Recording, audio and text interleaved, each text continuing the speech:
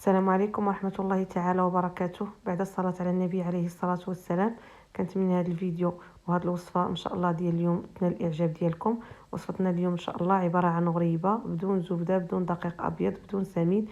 كتجي اكثر من رائعة، سهلة في التحضير ديالها بمقادير اللي متوفرة في كل بيت. ونبداو على بركة الله بالمقادير. بالنسبة للمقادير، فحنايا عندنا هنايا 3 ديال البيضات، وكاس ديال الزيت، كاس العنبه، وعندي هنا نص كاس ديال السكر. اللي بغى يدير كاس كامل يدير كاس كامل، لحقاش باقا عندنا معلقه ديال الكونفيتور غادي مازال هادي نفندوها في سكر كلاصي. وعندي معلقه ديال الكوك، وعندي هنايا خماره وللتنسيم فانا غادي ديك الساشيه ديال زهره البرتقال، تقدروا تعوضوها بالفاني. وعندي تما 2 كيسان ديال الفينو، وانا نقول لكم شحال نحتاجو ديال الفينو. بالنسبه للطريقه كما كتشوفوا معايا، فانا كناخذ البيض هو الاول كنديروه في شي اناء كما كيبين لكم الفيديو، وكنضيفوا عليه داك كاس ديال سنيده، وكنضربوا بالضراب اليدوي. هاد الغريبه كتجي اكثر من رائعه، وكما كتشوفوا المقادير هي متوفره في كل بيت، وكتجي رائعه وسهله، وكتوجد في الحين ما كتحتاجش بزاف ديال الوقت. الا جربتوها ما غاديش تندموا، فيها واحد المذاق رائع، كنتمنى تجربوها. هانتوما كما كتشوفوا معايا، فانا هنايا غادي ندمج داك سنيده مع البيض.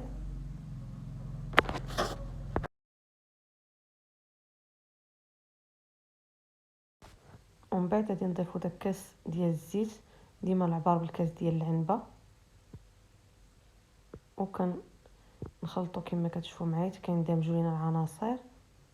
طريقه اللي سهله وواضحه كما كتشوفوا معايا.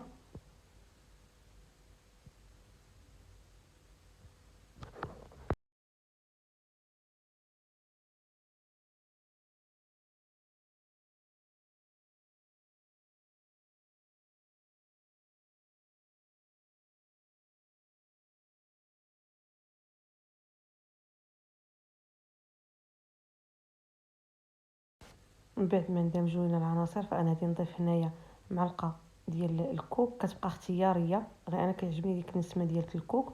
وهنايا كما كتشوفوا معايا معلقه ديال الكونفيتور ديال المشماش، وكنضيفو ديك الساشيه ديال زهره البرتقال، كتعطيها واحد النسمه رائعه. الا ما كانتش متوفره تقدروا تعوضوها بالفاني. صافي، وكندمجو كما كتشوفوا معايا حتى كيندمج لينا العناصر.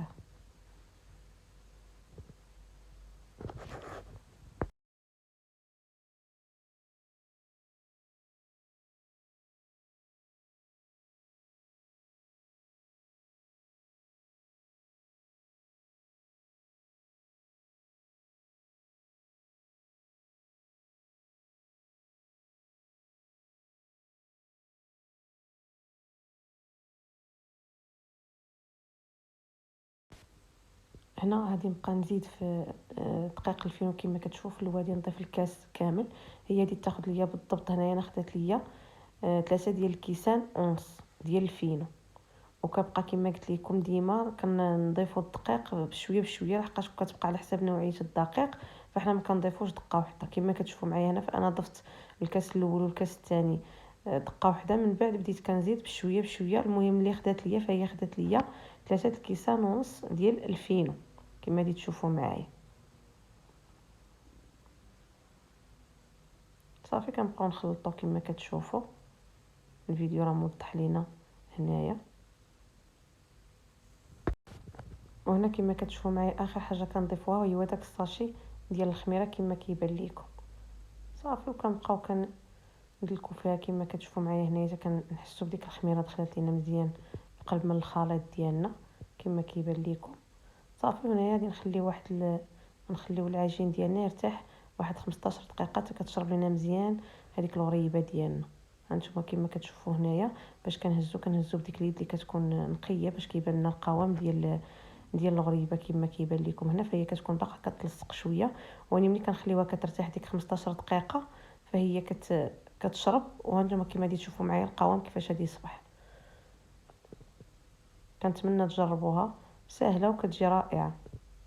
هنا كما شفتوا معايا من بعد ما دازت 15 دقيقه فكيصبح هذا هو القوام ديال الغريبه ديالنا. هنا انا خديت داك سكر كلاصي سبيسيال راه متوفر في جميع المحلات. وكناخذ واحد اللاطه كما كتشوفوا معايا هنايا ديال الفران اللي كنفرش لها داك ورق الزبده ولا كدهنوها بالزيت لما توفرش ليكم.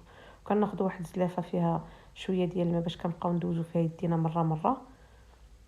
وها نتوما كما كتشوفوا معايا كنبقى نكور فيها بين الكف ديال يدي كما كتشوفوا معايا، وكندوزوها هنايا كما كتشوفوا في داك الاناء اللي فيه سكر كلاصي. كنحاولوا كما بهذه الطريقه اللي موضح لكم الفيديو هنايا وصافي.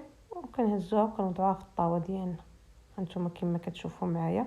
وملي كنحطوها فحنا كنضغطوا عليها بالصبع الكبير ديالنا كما كيبان لكم. في هذا الاثناء كيكون الفران ديالنا مشعلينو ساخن من الفوق ومن التحت. فران ديال الضوء على 200 درجه حتى كيسخن لينا مزيان. ولا كان الفران ديال الغاز فحنا كنشعلوه حتى كيسخن لينا مزيان. وكنوضعوها العافيه كتكون من الفوق منها حتى كتشقق لينا كما كتشوفوا. عاد كنهبطوها من التحت. وملي كندخلوا للغريبه ديالنا فحنا كنقصوا الفران مزيان كنقصوا ليه ضروري ما نقصوا ليه. وهانتوما كما كتشوفوا معايا القوام كيفاش كيجي كتجي اكثر من رائعه. ولا جربتوها ما غاديش تندموا عليها. هانتوما الفيديو راه موضح لكم. كنتمنى يعجبكم الفيديو ديال اليوم وما تنساوناش من لي لايك والاشتراك مع الاهل والاصدقاء. الى فيديو قادم ان شاء الله وعواشركم مباركه.